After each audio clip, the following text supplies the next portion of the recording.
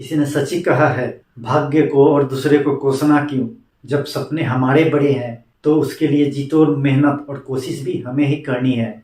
आज की संघर्ष से सफलता की कहानी भारत के उस फेमस पापड़ ब्रांड की है जिसे आप सभी ने खाया होगा, और उस ब्रांड का नाम है लिज्जत पापड़। दोस्तों, लिज्जत पापड़ का बिजनेस, लिज्जत पापड़ का उद्योग किसी पुरुष ने नहीं, कुछ महिलाओं ने मिलकर किया था। लिज्जत पापड़ खाने में जितना स्वादिष्ट होता है उतना ही संघर्षपूर्ण इस लिज्जत पापड़ की सफलता की कहानी है।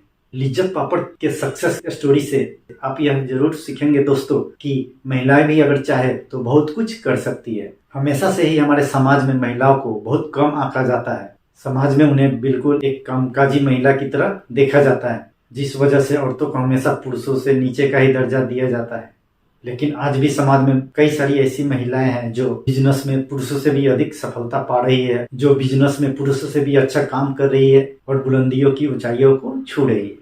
भारत में भी दिन प्रतिदिन सफल महिलाओं की गिनती बढ़ती जा रही है। महिलाओं ने आज यह साबित कर दिखाया है कि वह घर से निकलकर बाहर भी बहुत कुछ कर सकती है और पुरुषों के बराबर चल सकती है। दोस्तों, आज की real life women's inspirational story जिन महिलाओं की है, उन्होंने एक साथ मिलकर घर से शुरू किए हुए पापड़ के छोटे से कारोबार को अपनी काबिलियत के दम पर नई ऊंचाइयों तक पहुंचा दिया। तो दोस्तों, मैं ज्यादा देरी ना करते हुए अब मैं आप सभी को लिज्जत पापड़ की सफलता की कहानी बताने जा रहा हूँ। एक कहानी है मुंबई की रहने वाली जसवंती जमुना दास पोपट की, जिन्होंने अपने परिवार का खर्चा चलाने के लिए 1959 में घर से ही पापड़ बेलने का छोटा सा काम शुरू किया। जसवंती बेन एक गरीब परिवार से ताल्लुक रखती थी और बहुत ही कम पढ़ी लिखी थी, लेकिन उनमें कारोबार की बहुत अच्छी समझ थी। उन्होंने इस काम में अपने साथ अन्य 6 गरीब बेरोजगार महिलाओं को साथ जोड़ा और 80 रुपया का कर्ज लेकर पापड़ बेलने का काम शुरू कर दिया। यह सभी महिलाएं गुजराती परिवार से थी और इन्हें पापड़ खाखड़ा बनाने में खास महारत हासिल था। इन सभी महिलाओं ने 15 मार्च 1959 को पहला पापड़ बेला था। इस काम की शुरुआत बहुत ज्यादा पैसा कमाने या बहुत बड़ा बिजनेस करने के उद्देश्य से नहीं हुआ था। उनका उद्देश्य था कि उनके घर की रोजी रोटी चल सके। इन 7 महिलाओं ने काम शुरू किया और कुछ ही महीनों के मेहनत के बाद उन्होंने 80 रुपया का जो कर्जा लिया था उसे भी चुकता कर दिया। और फिर पहले 4 पैकेट से 400 और 400 से 4000 पैकेट तक पहुंचने में इन्हें समय भी नहीं लगा। 80 रुपये से शुरू किया हुआ यह बिजनेस आज सालाना करीब करीब लगभग 1600 करोड़ रुपए का टर्नओवर करता है। और इस कारोबार में अभी तकरीबन 45,000 महिलाएं जुड़ी हुई है और सभी का रोजी रोटी इन्हीं बिजनेस से चल रहा है। और इस पापड़ बिजनेस का अभी पूरे भारत में लगभग 62 ब्रांच है, शाखा है। 1962 में इस ग्रुप ने अपने पापड़ का नामकरण किया और उसका नाम लिज्जत रखा। और लिज्जत गुजराती शब्द है और उसका गुजराती में अर्थ होता है स्वादिष्ट। साथ ही इस ऑर्गेनाइजेशन का नाम श्री महिला गृह उद्योग लिज्जत पापड़ रखा गया और वही नाम आज तक चल रहा है। लिज्जत पापड़ देश विदेश में फेमस है और इसके फेमस होने के पीछे का कारण है इसकी क्वालिटी, जिसका बनाते समय खास ध्यान रखा जाता है। और इसका क्रेडिट इस व्यवसाय से जुड़ी हुई महिलाओं को जाता है। आज भी इन पापड़ों को मशीन से नहीं बनाया जाता है, आज भी इन्हें हाथों से बेल कर ही बनाया जाता है।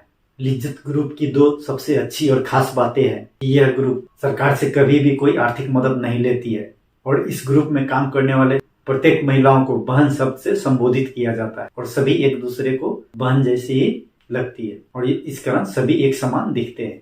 दोस्तों, इस कहानी से सीखने वाली बहुत सारी बातें हैं। इस कहानी से हम बहुत कुछ सीख सकते हैं। वो सभी महिलाएं गरीब परिवार से थी और ज्यादा शिक्षित नहीं थी। वो सभी महिलाएं गरीब परिवार से थी और उनकी आर्थिक स्थिति अच्छी नहीं होने के कारण वह ज्यादा पढ़ लिख भी नहीं सकती थी, उन्हें ज्यादा शिक्षा भी नहीं मिला था। लेकिन उन्होंने अपनी अशिक्षा को भी अपना कमी नहीं माना और यही लिज्जत पापड़ का सफलता का राज है। कम पढ़ी लिखी होने के बावजूद भी उन महिलाओं ने वह कर दिखाया जिसे करना आसान नहीं था। भारतीय महिलाओं के लिए यह काफी सम्मान की बात है और इनकी सफलता हमें हौसला भी देती है कि अगर आप अपने हुनर को पहचान ले और उस पर पूरी मेहनत से काम करें तो कामयाबी आपको हर हाल में हासिल होगी और आप जरूर कामयाब होंगे, सफल होंगे। लिज्जत पापड़ की शुरुआत करते समय उन महिलाओं ने कभी यह नहीं सोचा होगा कि यह 80 रुपया का बिजनेस कभी 1600 करोड़ का हो जाएगा और उससे हजारों बहनों की रोजी रोटी चलेगी और यह बिजनेस हजारों बहनों की रोजी रोटी का सहारा भी बनेगा।